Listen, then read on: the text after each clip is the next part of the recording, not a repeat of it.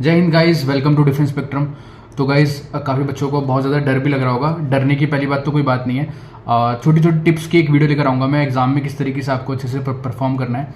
सबसे पहली बात तो एक कॉमन सी बात है, कभी भी जैसे आप कंप्यूटर स्क्रीन के सामने बैठे रहोगे तो एकदम पास ऐसे घुस के मत बैठना उसके, बिकॉज एक व्यू नहीं आएगा। एक क्वेश्चन का जो व्यू होता है ना, मतलब कैसे बताऊँ मैं आपको, जैसे समझो ये मेरे पास एक पेज है, ठीक है, इसमें मैं रफ कर रहा हूँ मैं इसके ऊपर, और अगर मैं ऐसे अंदर घुस के बैठ जाऊंगा फिर मेरे को नीचे देखना पड़ेगा। अगर समझो मैं मैथ्स के क्वेश्चन कर रहा हूँ तो मेरे को नीचे अगर कुछ करना है तो मेरे को नीचे देखना पड़ेगा।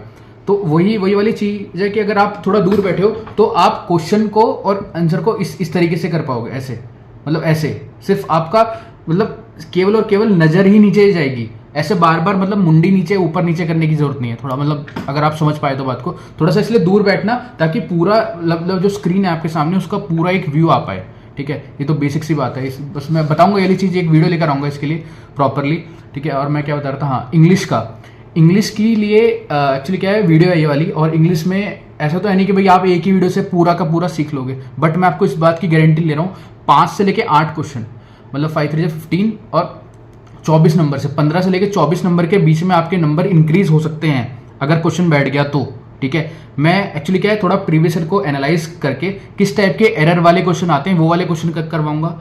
ईडम फ्रेजेस ऑलरेडी आ चुकी है वैसे वीडियो, वैसे मैंने इसके अंदर भी इंक्लूड करा है प्रीवियस ईयर दोनों टाइप के। और इसके बाद फिर थोड़े कुछ ग्रासलैंड्स वगैरह के क्वेश्चन है। और मुगल्स की बुक पक्का आती है, एक मुगल की बुक हर शिफ्ट में आएगी कि कौन सी बुक है, किसने लिखी है, आपको पता होगा। जो प्रीवियस ईयर जो बच्चे हैं उनको पता होगा कि एक बुक आती है, ये किसका ऑथर कौन है, उसका मतलब किसके ऊपर ये बायोग्राफी लिखी गई है। इस टाइप के क्वेश्चन आते ही हैं, और खासकर पूछेंगे पुरानी बुक की, नई बुक बहुत ही यूजुअली कम पूछते हैं। तो मुगल्स की बुक पूछी जाती है, तो वो वाला होगा इसमें, ठीक है। तो ये मान के चलो मतलब 40-45 मिनट की वीडियो होगी, और आपके कुछ नहीं तो 10 क्वेश्चन तो मिनिमम मान के चलो। 10 क्वेश्चन अगर बैठ गए तो बैठ भी सकता है, देखो किस्मत वाली बात है। बट हाँ, इंग्लिश में आपको बैठेंगे पक्का, इंग्लिश में आपके बैठ ही जाएंगे क्वेश्चन। तो आपको कुछ नहीं करना है, तमीज से बस बैठ के वीडियो को पूरा कंप्लीट कर लो, ठीक है। चलिए स्टार्ट करते। Hello guys, welcome to defence spectrum. तो गाइस, आज जो मैं आपको पढ़ाने वाला हूँ ये बहुत ही ज़्यादा ही इंपॉर्टेंट है एफकेट पॉइंट ऑफ व्यू से, या फिर टेरिटोरियल आर्मी, या फिर आप सीडीएस का एग्जाम भी देने वाले हो। एरर के जो भी डिटेक्शन वाले क्वेश्चन आते हैं, बच्चे पता नहीं क्यों इसको गलत करके आते हैं, क्योंकि इसके लिए ग्रामर चाहिए होती है। ग्रामर के साथ साथ आपको अगर कॉमन सेंस भी है आपके पास तो चलेगा काम, ठीक है। तो बस कॉमन सेंस से मैं आपको आज सारे क्वेश्चन करवाने वाला हूँ विद डीएस ट्रिक, ठीक है। आगे चलते हैं। देखो, पहला क्वेश्चन ये आपका 2019 के सेकंड में आ रखा है एफकेट के अंदर। एक बार आप खुद भी ट्राई करें कि आप कहाँ पे इसमें एरर मानते हैं। कर लिया आपने ट्राई? क्योंकि पॉज करो और वीडियो को यहीं पे ही एक बार ट्राई करके देखो। कर लिया आपने ट्राई? देखो क्या बोल रहा है। बोल रहा है I did not want to listen to him but he was adamant and discussed about the matter. देखो, जब भी कभी भी इस टाइप के क्वेश्चन आपको मिलेंगे, डिस्कस्ड अबाउट, मतलब डिस्कशन जब भी किसी चीज के बारे में ही होगा ना, तो अबाउट की जरूरत नहीं है। तो ये वाले इस टाइप के क्वेश्चन आपके हर एफकेट के अंदर एक क्वेश्चन आना है जहां पे दो सिमिलर वर्ड देगा। जब भी कभी डिस्कशन होगा तो किसी चीज के बारे में होगा, तो यहाँ पे अबाउट वर्ड नहीं आना चाहिए था, यहाँ पे अबाउट वर्ड नहीं आना चाहिए। डिस्कस द मैटर, खत्म, डिस्कस द मैटर, सीधा अबाउट वर्ड नहीं आएगा, ठीक है। ये एक टाइप है, मतलब एक ही वर्ड को दो बार लिखना, देखो नेक्स्ट टाइप, देखो ये 2018 के फर्स्ट में आ रखा है। एक बार खुद ट्राई मारना, आपको एक वर्ड दो बार कहां पे लिखा हुआ है, पढ़ लिया आपने? ये देखो क्या है यहां पे, देखो क्या बोल रहा है यहां पे, I told the teacher that the homework set for the day was much too heavy for us to complete. देखो इसमें भी दो वर्ड आ गए, मच टू हैवी, दो वर्ड आ रहे हैं, या तो टू हटा दो या मच हटा दो, एक चीज आपको हटानी पड़ेगी, क्योंकि आप मतलब उसका कहने की बात एक ही है, उसने दो वर्ड लिख दिए, या तो मच हैवी लिख दो या टू हैवी लिख दो, है ना। तो यहां पे एक वर्ड रिमूव करना पड़ेगा। तो इस टाइप का क्वेश्चन आपका हर एफकेट के अंदर आता है। हर एफकेट के अंदर एक क्वेश्चन ऐसा आना ही है कि वो दो वर्ड देगा, उसमें से आपको एक रिमूव करना है। तो यहां पे कौन से पार्ट में एरर होगी? सी वाले पार्ट में एरर होगी। इसमें कहां पे एरर थी? इसमें भी सी वाले पार्ट में थी। देखो ये वाला क्वेश्चन आप खुद करोगे प्लीज, मैं आप सभी से, आपको मैं थोड़ा सा 30 सेकंड का टाइम दे रहा हूं यहां पे, एक बार खुद ट्राई करो इस वाले क्वेश्चन को। बहुत ही आसान क्वेश्चन है, इजी क्वेश्चन है, ट्राई तो करो एक बार। इसका आंसर क्या आ रहा है आपका? कमेंट करो फटाफट, इसका आंसर क्या आ रहा है आप सभी का। देखो क्या बोल रहा है, the letter has been written, I insist on its being sent at once. अब कभी भी आप इंसिस्ट करते हो किसी से, तो किसी चीज़ के ऊपर ही कर रहे हो ना, है ना। किसी से भी आप इंसिस्ट करते हो तो आप किसी चीज़ के ऊपर ही कर रहे हो, तो ऑन लिखने की ज़रूरत है यहाँ पे। जब भी आप किसी चीज़ से इंसिस्ट करते हो, किसी से इंसिस्ट कर रहे हो जाके, तो ऑन यहाँ पे नहीं आएगा। मतलब एक ही वर्ड को दो बार, मतलब एक बार वो आ गया और उससे पूरा सेंटेंस का मतलब निकल रहा है, इंसिस्ट इट, ठीक है, डायरेक्ट, तो ऑन नहीं आएगा यहाँ पे। तो हर एक चीज़ का यहाँ पे एक अलग, मतलब समझ रहे हो ना मैं क्या चीज़ कहना चाहता हूँ। ये कॉमन सेंस है गाइस, है ना, कि एक बार वर्ड आ गया है, वो जैसे मच और टू, मच और टू दोनों का मतलब एक ही है। या तो मच हैवी लिख लो या टू हैवी लिख लो, इसमें से एक चीज आपको रिमूव करनी पड़ेगी। सेम यहां पर था, क्या, डिस्कस। जब भी कभी डिस्कशन करते हैं तो किसी चीज के बारे में करते हैं, तो अबाउट की जरूरत नहीं आती। देखो एक चीज और बता देता हूं, जब भी ब्रेक आता है, जैसे ब्रेक है, कुछ कुछ फिक्स क्वेश्चन है जो आने हैं, जैसे ब्रेक इन पीसेस, ठीक है, अभी आ गया। तो ब्रेक के बाद हमेशा इनटू आता है, क्या आता है, इनटू। तो ब्रेक के बाद क्या आता है, इनटू, क्योंकि जो ब्रेक होता है वो इनटू पीसेस होता है, तो इनटू आएगा, तो इन आ जाएगा वहां पे एरर में, ठीक है। तो ये गलत हो गया, इनटू आ जाएगा। तो आपको ना कुछ ऐसी कॉपी बनानी चाहिए, थोड़ा रिवर्स इंजीनियरिंग करो, मतलब प्रीवियस ईयर क्वेश्चन देखो कि किस टाइप के क्वेश्चन आ रहे हैं, तो उसके हिसाब से पढ़ाई करो, तो एक अलग ही मजा आएगा, है ना। ऐसे ग्रामर के रूल्स तो गाइस बहुत सारे हैं। आगे चलते हैं। देखो देखो अब मैं आपको थोड़े कुछ सीडीएस के भी करवा देता हूँ। देखो ये सीडीएस में आया हुआ है, ये क्वेश्चन आपका सीडीएस में आया हुआ है। इस वाले क्वेश्चन को एक बार ट्राई करो। देखो कितना आसान क्वेश्चन है। That store hadn't hardly any of those goods, मतलब हार्डली और हैडेंट, अगर इसमें से किसी एक चीज को रिमूव कर देते हैं, एडेंट को रिमूव कर दिया, तो hardly any of those two, उसको नहीं है ना, तो रिमूव हार्डली, मतलब आपको पता चल रहा है कि दो में से किसी एक को रिमूव करना ही पड़ेगा आपको। जैसे यहाँ पे आ जाओ, ये आपका 2010 में आ रखा है सीडीएस के अंदर।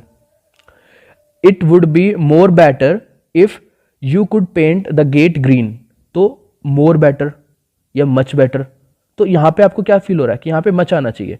तो मतलब यहाँ पे जब भी कभी भी एक जैसे वर्ड हो ना, कि बेटर तो मतलब अपने आप ही अच्छा अच्छी चीज है, तो उसके सामने कुछ यहाँ पे देखो मोर के जगह क्या आएगा, मच आएगा। तो मतलब आपको पता चल गया मैं क्या चीज कहना चाहता हूँ। तो ये है आपकी कॉमन सेंस वाले क्वेश्चन है, ठीक है। मतलब आपको थोड़ा सा दिमाग लगाना पड़ेगा, ऐसी बात नहीं है, ठीक है। अब बीच में क्वेश्चन छूट गए थे, ये वाले क्वेश्चन भी कर लेते हैं। सॉरी गाइस, आज थोड़ा ज़्यादा ही गला खराब है। देखो ये वाला क्वेश्चन देखो आप, ये एफकेट में आ रखा है 2022 में, सेकंड वाले में।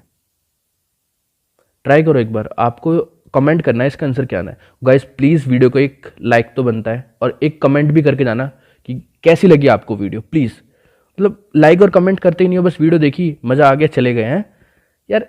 उसी चीज़ से तो थोड़ा मोटिवेशन मिलता है कि भाई हाँ चलो, वीडियो में लाइक आ रहे हैं, कमेंट आ रहे हैं, पसंद कर रहे हैं हमें लोग। ये वाला क्वेश्चन पढ़ो एक बार।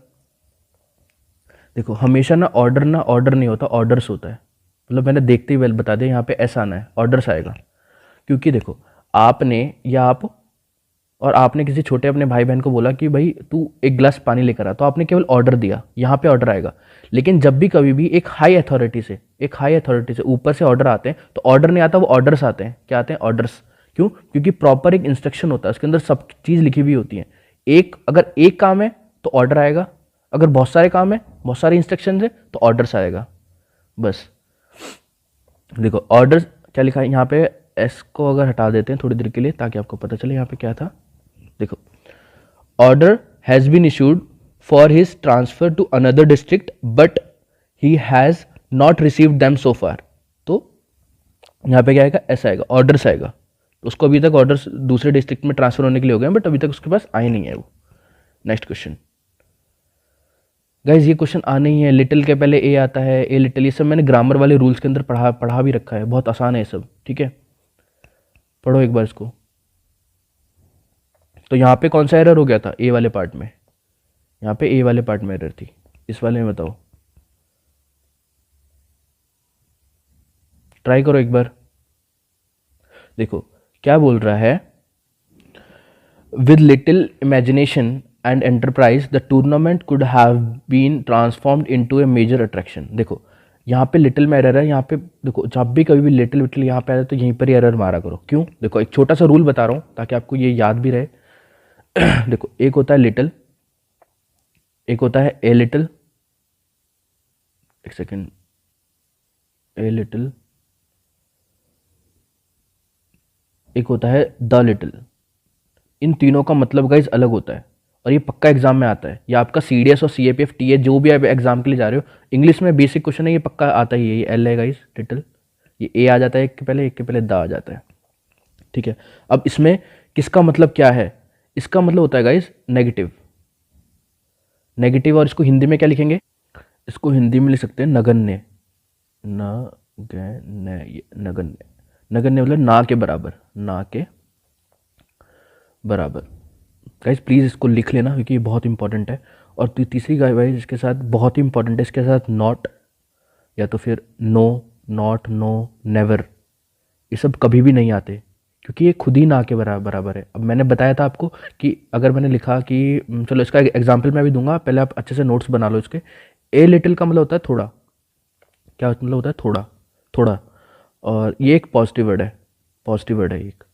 द लिटिल का मतलब होता है जो है, जो थोड़ा, वो सब, जो थोड़ा है वो सब है, ठीक है। इसको ग्रुप में रिप्रेजेंट करते हैं, ठीक है। और ये जो तीनों हैं ये अनकाउंटेबल नाउन के साथ आते हैं, अनकाउंटेबल नाउन के साथ, जिसको काउंट ना किया जा सकता हो, ठीक है। ये तीनों किसके साथ आते हैं? अनकाउंटेबल नाउन के साथ आते हैं। अब देखो मैं इनके एग्जाम्पल दे रहा हूँ ताकि आपको कोई भी दिक्कत ना हो।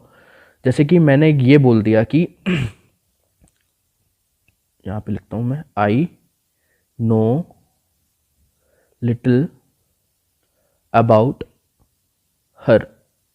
तो लिटिल का मतलब मैंने अभी क्या बताया कि नगण्य, मैं उसके बारे में नहीं जानता। वो ये कहना चाहता है इस वाली लाइन से कि मैं उसके बारे में नहीं जानता। लेकिन अगर मैंने बोल दिया कि इसी में, चलो मैं एक एरर का बना देता हूँ कि I do not know little about her, तो यहाँ पे गाइस एरर आ गई है। क्यों? मैंने बताया ना लिटिल के साथ कभी भी डू नॉट या नेवर या फिर नॉट ये कभी नहीं आता, तो यहाँ पे एरर आ गई है।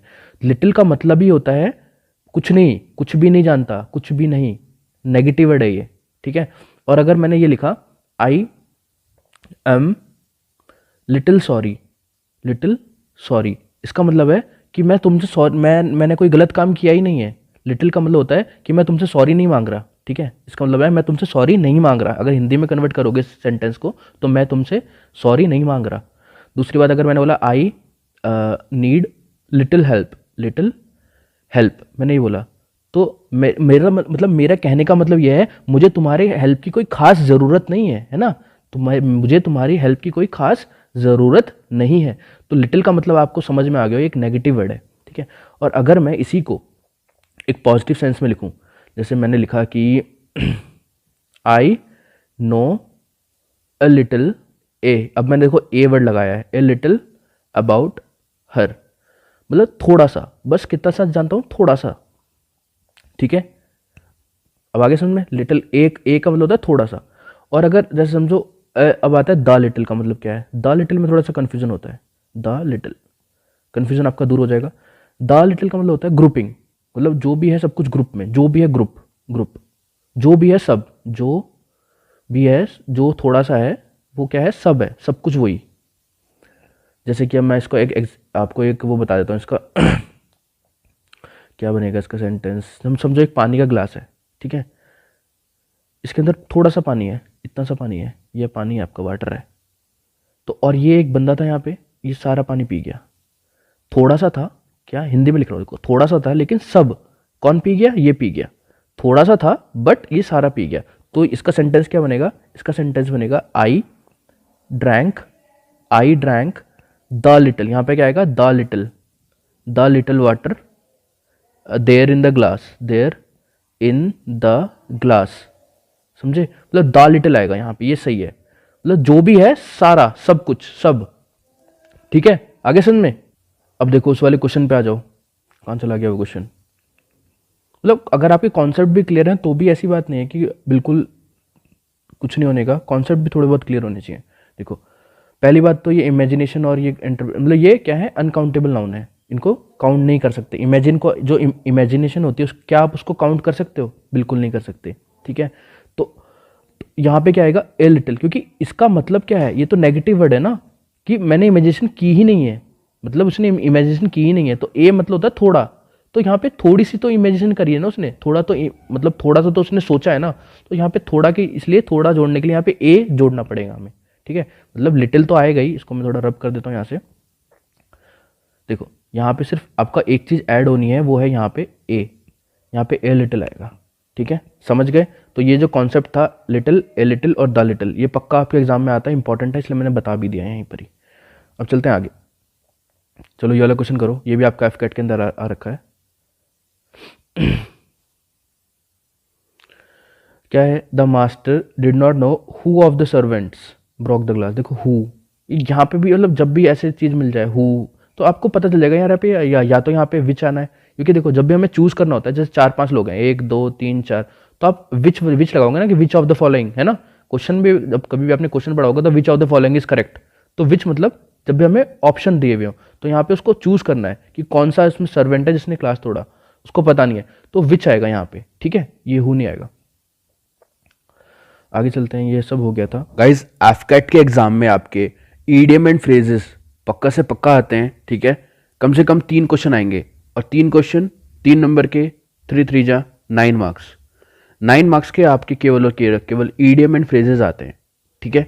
तो देखो ये हर बार का क्वेश्चन है, तो आपको मैं इसकी एक ट्रिक बता रहा हूं कि आपके कम से कम 3 में से 2 तो सही हो ही जाए। 3 में से 3 भी सही हो सकते हैं, लेकिन 3 में से 2 कम से कम सही हो जाए, ठीक है। इस वीडियो को देखने के बाद आपको एक कॉन्फिडेंस आ जाएगा कि भाई हाँ ऐसे करते हैं और ये सही हो सकता है मेरा, ठीक है। देखो पहली बात, ईडियम एंड फ्रेजेस 2 टाइप के होते हैं, एक होता है सेंटेंस की फॉर्म के अंदर, ठीक है, एक होता है डायरेक्ट फॉर्म। सेंटेंस के फॉर्म जैसे देखो मैं आपको बता रहा हूँ, ये 2020 में फर्स्ट में आया था और 2022 के सेकंड में आया था। देखो एक बार मैं आपको दोनों के एक एक टाइप करवा देता हूं ताकि आपको कोई कंफ्यूजन ना हो। देखो पहला क्वेश्चन क्या है, इसमें एक सेंटेंस दिया रहेगा, बीच में एक ईडियम लिखा हुआ है, उसके बाद ऑप्शन दिए हुए। क्या क्वेश्चन क्या है आपका, the sight of the accident made my flesh creep. तो जब भी एक्सीडेंट होता है तो आप क्या होगे, देखो इसमें ना कोई भी एक ईडियम जब भी बनता है तो उसके पीछे एक कहानी होती है। तो जब भी कोई भी एक ईडियम बनेगा तो उसके पीछे क्या होगी, कहानी होगी। क्या होगी, कहानी, ठीक है। तो आपको ये जज करना है कि क्या ये ऑप्शन उस कहानी को मैच कर पाएगा, ठीक है। बस इतना सा कॉन्सेप्ट है, इतना सा आपको कॉन्सेप्ट है। देखो वैसे तो आपको ईडियम एंड फ्रेजेस याद होने चाहिए, कम से कम 1000 के आसपास, जो कि मैंने ऐप के अंदर करवा रखे हैं। लेकिन फिर भी अगर आपको याद नहीं है तो आपको बस इतना पता होना चाहिए, इतना कॉन्सेप्ट होना चाहिए कि भाई हाँ ईडियम एंड फ्रेज के पीछे कोई ना कोई एक कहानी रही होगी, उसके बाद ही ये बना है ईडियम। जैसे कि एक एग्जाम्पल भी दे रहा हूं मैं, आपने कभी ना कभी ये हिंदी में तो सुना ही होगा ना, इसको बोलते हैं, ऐसे आपने सुना होगा, काला अक्षर भैंस बराबर। ये तो कभी ना कभी आपने सुना है, कभी ना कभी तो सुना ही होगा, है ना, किसी ना किसी को बोलते हुए। इसका मतलब क्या होता है, इसका मतलब होता है कि कोई भी एक वर्ड लिखा हुआ है, वो उसको पढ़ नहीं पा रहा है, वो अनपढ़ है, लिटरेट है, ठीक है, अनपढ़ है, अनपढ़ होना, ठीक है, वो अनपढ़ है। तो आपको ये तो चलेगा कि भाई हाँ इसके पीछे कहानी क्या होगी, कुछ कहानी रही होगी इसके पीछे, तब ये अनपढ़ इसका सारांश निकला है। तो वही वाली बात है, इंग्लिश में भी सेम ही है, इंग्लिश में भी कॉन्सेप्ट सेम ही है। अब बताना, the sight of the accident, जहां पे एक्सीडेंट हुआ है, जहां पे कहीं पे एक्सीडेंट होता है, तो मेड माई फ्लैश क्रीप, तो वरीड मी, मेरे को चिंता हुई, नहीं चिंता, जब भी कभी एक्सीडेंट होगा तो आपको चिंता होगी या आपकी फट के हाथ में आ जाएगी, बताओ सच्ची बताना, तो फ्राइटेंड भी होगा, कंफ्यूजन होगा उस टाइम, जब एक्सीडेंट होगा तो आपको कंफ्यूजन भी नहीं होना, वरीड भी नहीं होना, है ना। ड्रू माई अटेंशन, ये तो कुछ है ही नहीं ऑप्शन के अंदर, तो आपको डायरेक्ट ही पता चल गया, मतलब ऑप्शन को एलिमिनेट करना है, उसके बाद आपको आंसर सही मिल ही जाएगा, ठीक है। देखो ये हो गया आपका सेंटेंस वाला। सेंटेंस में आपको एक वो मिल जाएगा हिंट कि भाई यहाँ एक्सीडेंट है तो एक्सीडेंट से रिलेट करके, लेकिन एक होते हैं डायरेक्ट वाले।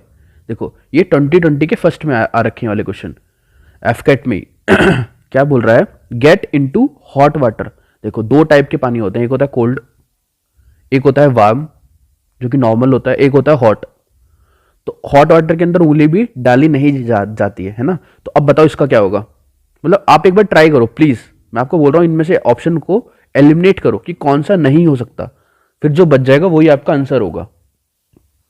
देखो पहला क्या बोल रहा है, to swim in deep water, बिल्कुल नहीं होगा, इसके पीछे कभी कहानी बनेगी, ऐसी नहीं बनेगी, तो इसको काट दो। अगला, to discuss the burning topic, ये भी नहीं हो सकता। मतलब कोई कोई कहानी नहीं बनेगी गेट इनटू हॉट वाटर से रिलेटेड, इससे रिलेटेड कोई कहानी यहाँ बन नहीं रही है। अब देखो, to think over difficult problem बन सकती है, बिल्कुल बन सकती है। To get into difficult situation, ये भी बन सकती है। अब वो क्या कर रहा है, गेट इनटू, तो आप बताओ यहाँ पे गेट इनटू कहाँ पे आ रहा है, यहाँ पे आ रहा है, तो ये आंसर हो गया इसका, गेट इनटू डिफिकल्ट सिचुएशन। ये भी कैंसिल हो गया, ठीक है, तो ये आपका आंसर हो गया। समझ गया आप मैं क्या चीज बताना चाह रहा हूं आपको? हर एक ईडियम के पीछे एक कहानी होगी, उस कहानी को अगर आपने पकड़ लिया तो आपका आंसर कभी भी गलत नहीं होने वाला। अब बताओ इसका। तो गाइज अगर आपको ये अच्छा लगा तो गाइज एक लाइक और एक कमेंट पक्का से करके जाना वीडियो के नीचे, ठीक है। चलो आगे चलते हैं। इसकी यह है रेन कैट एंड डॉग्स। जब भी आपने कभी बारिश सुनी है, जब बारिश होती है, एक होता है नॉर्मल बारिश, उसकी आवाज नहीं आती। एक होती है जब बारिश होती है तो बहुत तेज आवाज आती है, ऐसा लगता है कि बाहर कुत्ते और बिल्लियां भौंक रहे हैं। तो इसका क्या होगा, हैवी रेन हैवीली। देखो अब अगर आपको ये नहीं भी पता था, मैं ये मान के चल रहा हूं कि आपको ये बिल्कुल नहीं आता, इसको मैं सब मिटा दिया, आपको नहीं पता था इसका। तो अब बताओ इसमें से एलिमिनेट करके करेंगे। देखो क्या होगा, टू फाइट इन रेन, ये तो बिल्कुल नहीं हो सकता। रेन के अंदर झगड़ा करना, कैट एंड डॉग्स नहीं होगा। उसके बाद आपका ये है कैट एंड डॉग्स फाइट, ये तो बिल्कुल नहीं होने का। रेन वाटर वेस्टेज, ये बिल्कुल नहीं होने का। तो बचा कौन सा, एक ही बचा। मतलब आपको ऑप्शन एलिमिनेट भी करने आने चाहिए, अगर बाई चांस नहीं आता तो ऑप्शन को एलिमिनेट करो और सॉल्व करो, ठीक है। अब लास्ट वाली ये वाला क्वेश्चन देखो एक बार। देखो अब ये वाला क्वेश्चन आप खुद एक बार ट्राई करना प्लीज। आप सभी से मैं चाह रहा हूं कि आप सभी एक बार ट्राई करें। एफकैट का ही क्वेश्चन है ये, 2022 के फर्स्ट में आया हुआ है। एक बार खुद ट्राई करोगे आपको पता चल जाएगा कि भैया इस तरीके से करते हैं इन वाले क्वेश्चंस को। देखो बस आपको इसके अंदर ड्रैगर्स का मतलब पता होना चाहिए। ड्रैगर का मतलब कुछ नहीं होता है, खंजर होता है। चलो अब मैंने बता दिया, अब ट्राई करो। खंजर एक नॉर्मल चाकू टाइप है ना, थोड़ा पॉइंटेड होता है, शार्प होता है। इसको ट्राई करो। देखो कौन कौन से ऑप्शन आपने काट दिए मेरे ख्याल से। एक तो आपने ये काट दिया होगा टू थिंक डीपली। अब इसको लेके कोई थिंक डीपली नहीं करता। अब किसी के हाथ में खंजर है, चाकू है, तो वो ये तो नहीं करने वाला। तू भी कंफ्यूज्ड भी नहीं होगा वो, है ना। अब देखो टू थ्रो द डैगर, अब वो फेंकेगा भी नहीं उसको, तो बच कौन सा गया, एक ही ऑप्शन बच गया आपका, टू बी ब्रिटली हॉस्टाइल, ठीक है। ये बहुत मतलब इस तरीके से आप क्वेश्चन करोगे कभी भी आपका क्वेश्चन गलत नहीं होने वाला। तो देखो ये थे डायरेक्ट वाले, इसमें आपको सोचना पड़ेगा। एक अब इनडायरेक्ट वाले बता देता हूं मैं आपको। देखो एक तो मैंने आपको करवा दिया था, दूसरा ये 2 क्वेश्चन और करो, आपको थोड़ा एक कॉन्फिडेंस आ जाएगा कि भाई हाँ मैं क्वेश्चन कर सकता हूं। ये वाला करना। देखो क्या बोल रहा है, I just paid him a left handed compliment. हमेशा याद रखना जब भी कभी भी एक आदमी है, ठीक है, इसका ये हो गया राइट हैंड, इसका ये हो गया लेफ्ट हैंड, तो कोई भी राइट हैंड से जो भी काम होता है वो पॉजिटिव काम होता है, अच्छा काम माना जाता है। और जो भी लेफ्ट काम से होता है वो नेगेटिव माना जाता है, नेगेटिव काम माना जाता है। बस इतना सा कॉन्सेप्ट है, ये आपको याद होना चाहिए। अगर जो पेड वाले बैच में उनको ये सब पता होगा, ठीक है। अब यहाँ पे आ जाओ। अब आपको इतना तो पता चल गया कि ये नेगेटिव है। लेफ्ट हैंड से कोई कॉम्प्लीमेंट दे रहा है तो उसका मतलब वो ताना मार रहा है, या तो फिर जस्ट आई पेड ही में लेफ्ट हैंड कॉम्प्लीमेंट, उसने उसको लेफ्ट हैंड कॉम्प्लीमेंट दिया। तो एन ऑनेस्ट, ये तो पॉजिटिव हो गया। ए वेल डिजर्व्ड, ये भी पॉजिटिव हो गया। फ्लैटरिंग का मतलब भी पॉजिटिव होता है, किसी को होता है ना फ्लैटरिंग करना, है ना, हो गया। इन सीरियस, क्या इनसिंसियर क्या हो गया। देखो इनसिंसियर का मतलब क्या चीज होता है, जो बच्चा सिंसियर होता है आपको पता है वो कैसा होता है, और इन उसके आगे लगा दिया। तो इनसिंसियर मतलब जो हॉनेस्ट ना हो या फिर अपने टाइम का पाबंद ना हो, इस तरीके से इनसिंसियर हो, ठीक है। तो मेरे ख्याल से इसका आंसर यही होगा, इसका आंसर होगा सी। देखो क्योंकि आपको पता लग गया लेफ्ट हैंड से जो भी काम होता है वो कैसा होता है, नेगेटिव होता है। बस इतना सा यहाँ पे कॉन्सेप्ट था। तो ये नहीं होने का, ये नहीं होने का, ये नहीं होने का, एक ही बच गया, इनसिंसियर। आगे चलते हैं। ये वाला क्वेश्चन करो प्लीज, एक बार इसको खुद ट्राई करना गाइस, प्लीज एक बार। आपको मैं 30 सेकंड दे रहा हूं, मैं खुद भी वेट कर रहा हूं कि आप सभी इसका आंसर कमेंट करें प्लीज।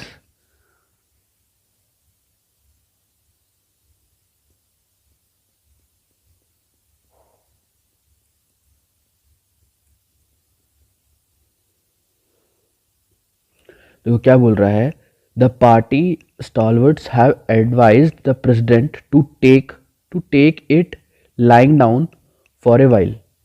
एक होता है ना मुद्दे को दबाना, उस तरीके की, मतलब यहाँ पे बात आपको सेंटेंस से पता चल रहा होगा कि यहाँ पे बोलना क्या चाह रहा है, मतलब to take it lie down, to take it lie down.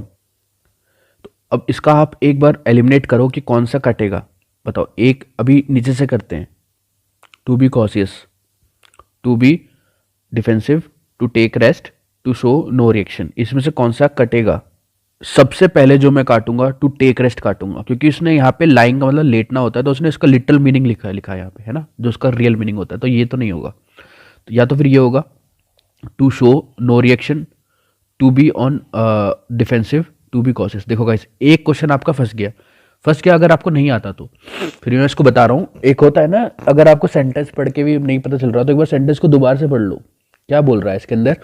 एक होता है ना कि अभी कुछ मत करना, अच्छा मूवीज के अंदर बोलते हैं कि अभी मामला गर्म है, अभी मामला बहुत ज़्यादा गर्म है, अभी कुछ मत करना, ठीक है। तो शो नो रिएक्शन, इसका आंसर ये होगा। मतलब थोड़ा सा ना अपनी लाइफ को ना थोड़ा मूवी से रिलेट करो, तो टेक इट लाई डाउन, मतलब थोड़ा सा आपको याद करने में भी आसानी हो जाएगी, और कुछ नहीं है। ये क्वेश्चन फंस गया था, मैं ये नहीं बोल रहा, क्योंकि देखो टू बी ऑन डिफेंसिव भी हो सकता है इसका ये नहीं बोल रहा कि नहीं हो सकता, तो एक आधा क्वेश्चन तो फंस जाएगा। वही मैंने कहा था, अगर 3 क्वेश्चन आ रहे हैं तो 2 क्वेश्चन बड़े आराम से हो जाएंगे इस वाली ट्रिक से। एक क्वेश्चन फंस सकता है, जरूरी नहीं है, जैसे यहाँ पे नहीं फंसा, यहाँ पे सारे तीनों के तीनों हो गए थे, ठीक है। तो अगर सेंटेंस वाला आता है आपके एग्जाम के अंदर तो ये बहुत ही ज़्यादा ईजी हो जाता है, क्योंकि आप इसके अंदर क्या है, हिंट है, हिंट भी मिलता है एक, प्लस एक हिंट मिलेगा आपको साथ में। इसके अंदर कोई हिंट नहीं मिलता, तो ये वाला थोड़ा सा बच्चों को जिनको याद होगा, जिसको बहुत सारे याद है, तो वो कर सकता है, ठीक है।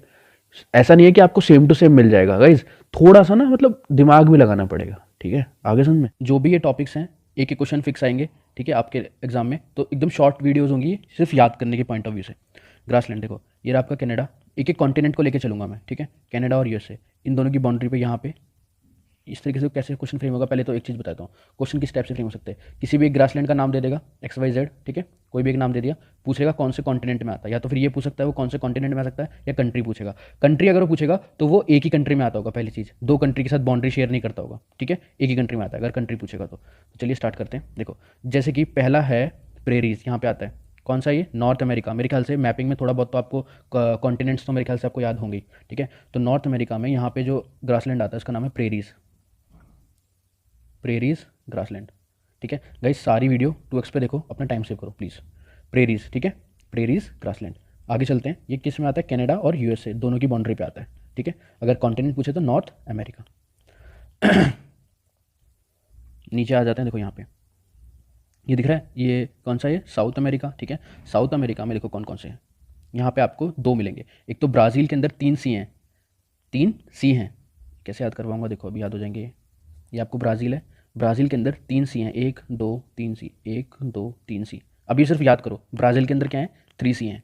और अर्जेंटीना, यहाँ पे अर्जेंटीना जो कंट्री है, यहाँ पे एक ग्रासलैंड एक्चुअली वो यहाँ पर है, एग्जैक्ट अगर लोकेशन बताऊँ, यहाँ पे मार्क करना है, इसको दूसरे कलर से कर देते हैं, यहाँ पे, ठीक है। ये हो गया आपका।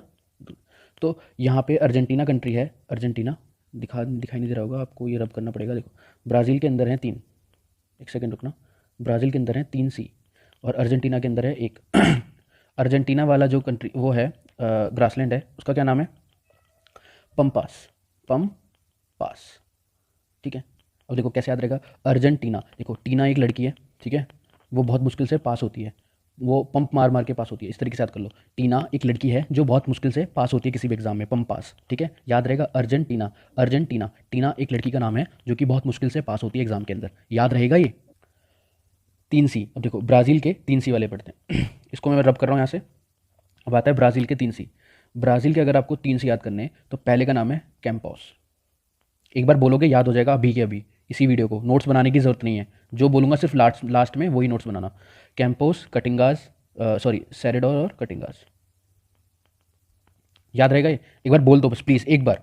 कैंपोस, आवाज़ आनी चाहिए, कैंपोस, सेरेडोर, कटिंगास, या कैंपोस, कटिंगास, सेरेडोस, मैंने इस तरीके से रखा, पहला ये, दूसरा ये, तीसरा ये, बोल दोगे एक बार अभी याद हो जाएगा।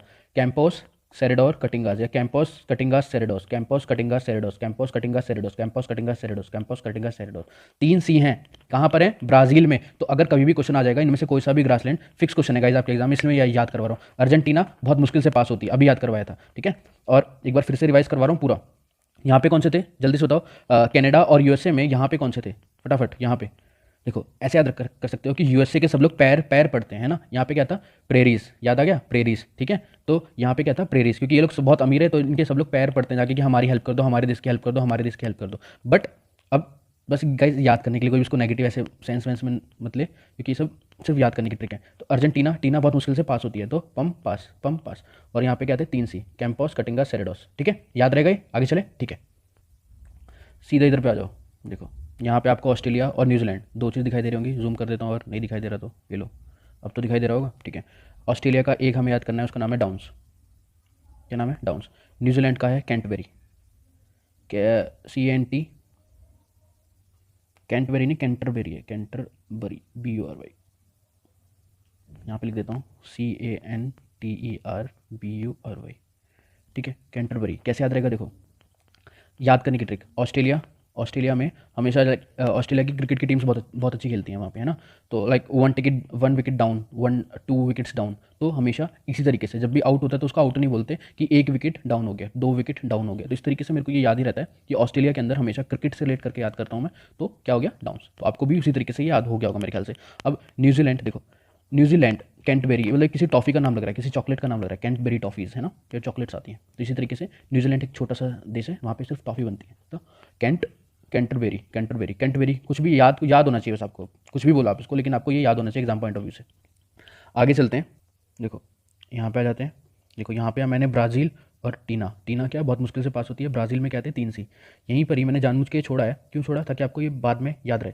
यहाँ पे 2 बार L आएगा, L लग गए, ये तो गाना सुना होगा, ठीक है आप लोगों ने। तो इसी तरीके से ब्राज़ील के ऊपर 2 L है, ये बस याद रखना, आपको ये याद हो जाएगा। इसका पूरा नाम है लानोस, LLANOS, ठीक है, लानोस ग्रासलैंड। देखो वर्ल्ड मैपिंग में अगर आपने कुछ बच्चे जो एफकेट में एनरोल्ड है, उन्होंने वर्ल्ड मैपिंग का कोर्स भी लिया हुआ है। तो जो कंबोडिया की मैंने क्या याद ये सॉरी कोलंबिया की जो राजधानी थी कैसे याद करवाई थी, जो लंबा होता है उसका राजधानी क्या होता है, बुगोटा, ठीक है, जो लंबा होता है उसका अपोजिट क्या होता है, बुगोटा, याद है, मैंने आपको ये याद करवाई थी।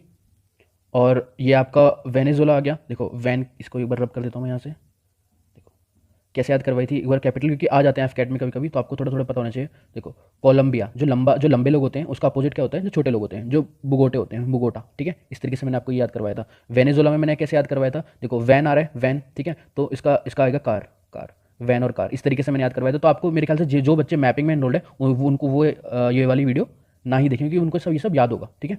और एक बार इसको रब कर देते हैं फिर से, हम कम पढ़ रहे थे अभी यहाँ पे ग्रासलैंड्स। तो यहाँ पे कौन सा ग्रासलैंड आता है, अभी मैंने बताया आपको, LL वाला, लानोस, ठीक है। सिर्फ आपके एग्जाम पॉइंट ऑफ व्यू से आपको ये रटना है क्या, कि कोलंबिया लंबे और वैन, लंबे लोग वैन में बैठ के जाते हैं, उनके LL, ठीक है, याद हो गया होगा, LL लगते हैं उनके, लानोस, लानोस, एक बार बोलोगे याद हो जाएगा, लानोस, ठीक है।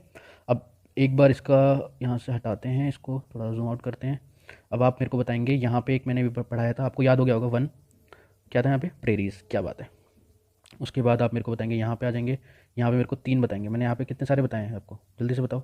यहाँ पे आपको 3 C बताएं, एक यहाँ पे बताया है टीना वाले में, और एक यहाँ बताया है, जल्दी से। यहाँ पे LL है, यहाँ पे 3 C है, यहाँ पे क्या है, पास हो जाती है वो, पम पास, ठीक है, पम पास, याद याद रहेगा ये वाला, ठीक है। उसके बाद मैंने और क्या बता दिया आपको, यहाँ बता दिया, देखो ऑस्ट्रेलिया में हमेशा विकेट गिरते हैं तो क्या बोलते हैं उनको, डाउन हो गया, 1 विकेट डाउन, 2 विकेट डाउन।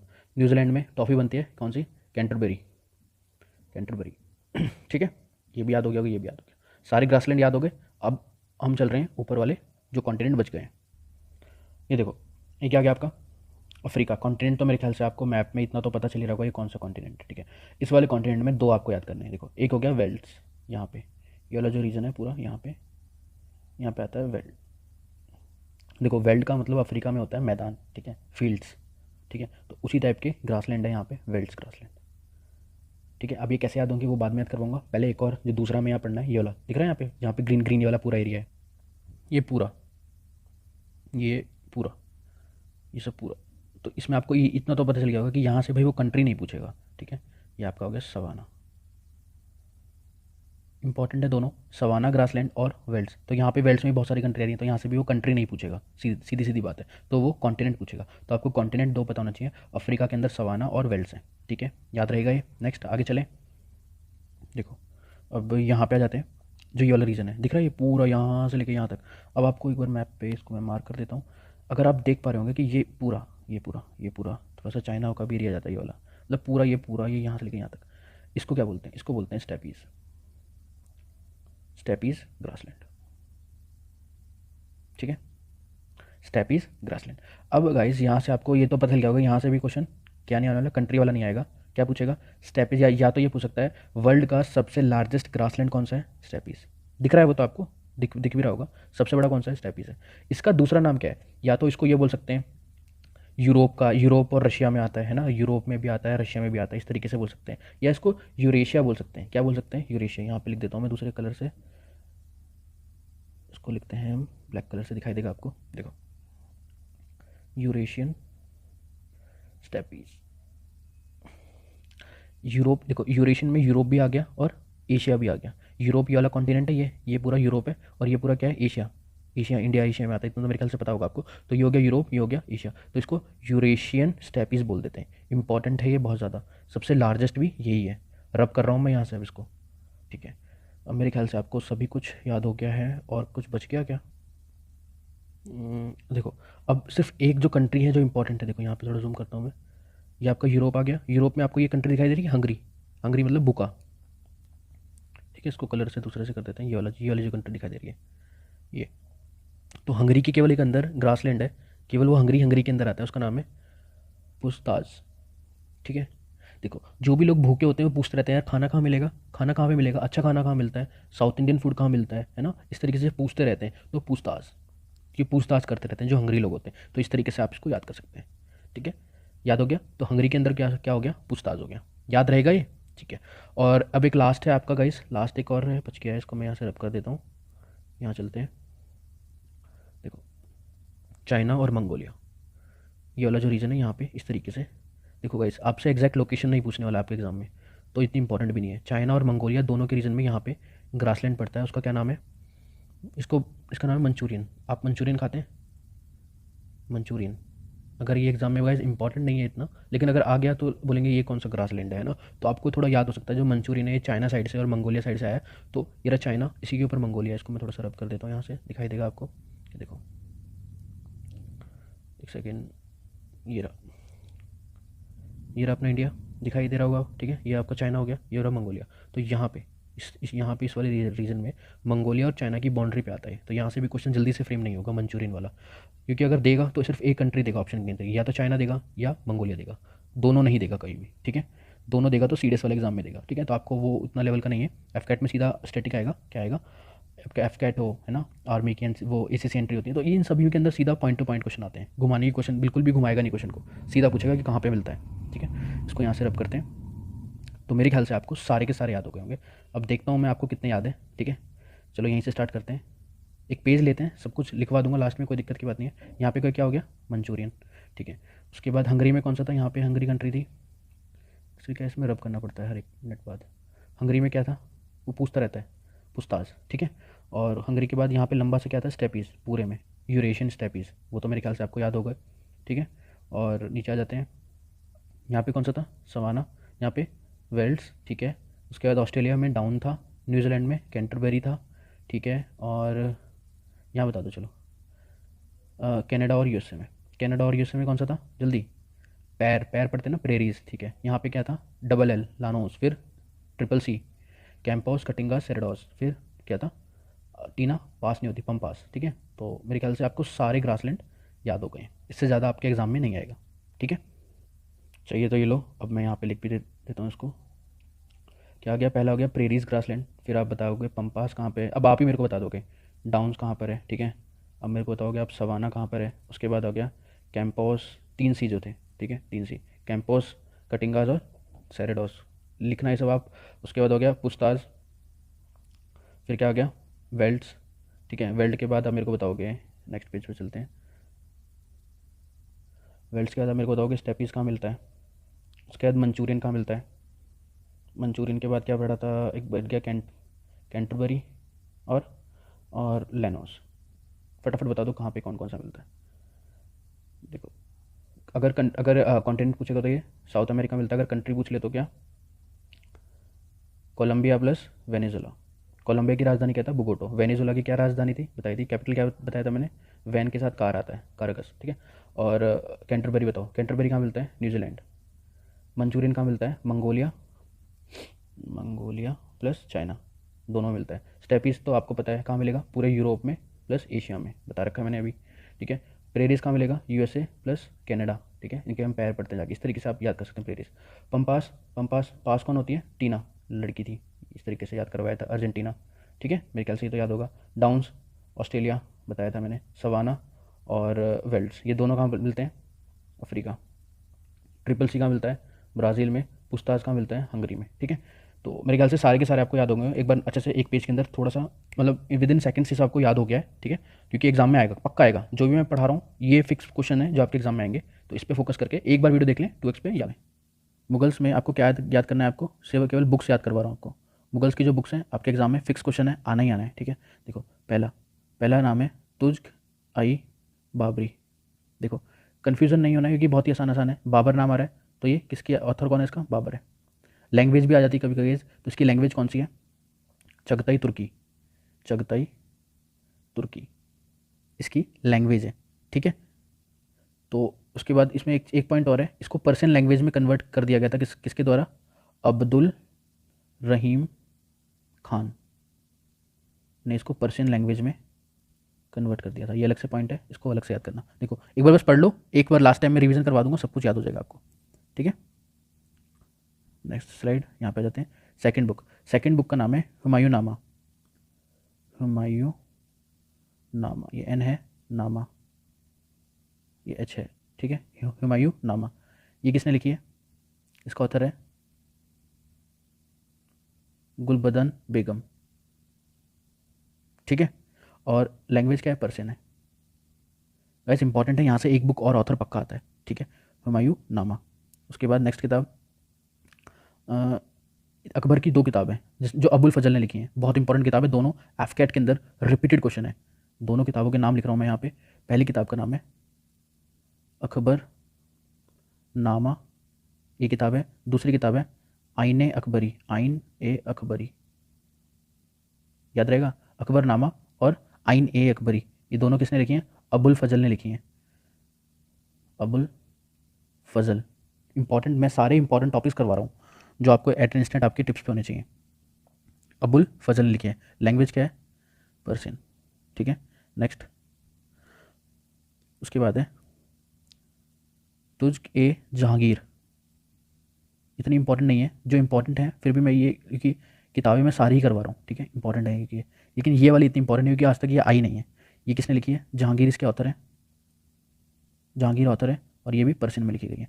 सारी किताब पर्शियन है। देखो हर की लैंग्वेज याद करने की जरूरत नहीं है, सिर्फ एक जो स्टार्टिंग में बताई थी चगताई तुर्की, सिर्फ ये एक लैंग्वेज है जो चगताई तुर्की में लिखी गई है, और सबकी लैंग्वेज पर्शियन होगी। जितनी भी किताबें आगे आएंगी सबकी लैंग्वेज क्या आएंगी, पर्शियन होगी। तो आपको लैंग्वेज में तो मेरे ख्याल से कोई दिक्कत नहीं होनी चाहिए। और एक किताब इंपॉर्टेंट है, इसका नाम है आलिमगिर नामा। देखो आलिमगिर किसको बुलाते थे, आलिमगिर बुलाते थे औरंगजेब को, ये हल्का सा याद रखना। नोन एज, दूसरे कलर से लिखते हैं इसको, नोन एज औरंगजेब, ठीक है। आलिमगिर नामा, तो आलिमगिर नामा जो इसके ऑथर हैं, और ये कौन सी लैंग्वेज में लिखी गई है, लैंग्वेज तो मेरे ख्याल से आपको अब याद रहेगी, पर्शियन है, क्योंकि मैंने बता दिया सिर्फ एक ही किताब है जो चगताई तुर्की, वो कौन सी थी, तुर्के तुझके बाबरी, ठीक है, बाबर, जो बाबर ने लिखी है। हाँ तो मैं क्या बता रहा था, आलिमगिर नामा जो है ये किसने लिखी है, मिर्ज़ा मोहम्मद, ठीक है, मिर्ज़ा मोहम्मद ने लिखी है, याद रहेगी, ठीक है। एक लास्ट किताब और है गाइस, लास्ट किताब, उस किताब का नाम है शाहजहाँ नामा, नामा ये अपने आप से ऐड कर देते हैं लास्ट में, शाहजहाँ नामा, वही लैंग्वेज क्या है, पर्शियन है, ये तो मेरे ख्याल से आपको याद रहेगी, ठीक है। और इंपॉर्टेंट क्या है यहाँ पे, जो शाहजहाँ नामा है किसने लिखी है, ये इनायत खान, वाई एट, इनायत खान, याद रहेगा ये, अच्छा है, इनायत खान। देखो आपको कुछ नहीं करना है, लास्ट है एक क्या, रिवीजन करवा रहा हूँ किस तरीके से आप अपनी कॉपी के अंदर, अगर आपको रिवीजन के लिए बनाना है इस तरीके से ऐसे बना लेना, चार्ट टाइप से, ठीक है। यहाँ मैं बुक का नाम लिख देता हूँ। देखो पहली बुक का नाम है तुर्के बाबरी, बाबरी, ठीक है। उसके बाद दूसरी बुक का नाम, सारी बुक का नाम रेड कलर से लिख देता हूँ, कोई दिक्कत की बात नहीं है। उसके बाद क्या पढ़ी थी हमने, हुमायूं नामा, नामा, उसके बाद क्या था, अकबर नामा, उसके बाद आईने अकबरी,